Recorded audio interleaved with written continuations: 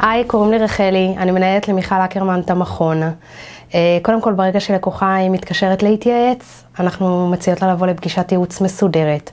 בפגישה אנחנו ככה מסתכלות מה מתאים לה יותר, אפילציה, לייזר, ובעצם אני מסבירה לה את כל התהליך, נותנת לה להרגיש את המכשיר, שתראה בעצם למה היא הולכת להיכנס, וכל אחת מתאימים לה את הזמן שהיא רוצה, ובקצב שלה עם התהליך, ואנחנו בעצם בקשר איתה לאורך כל הטיפול, לראות מה קצב ההתקדמות, איך ממשיכים מפה ולאן.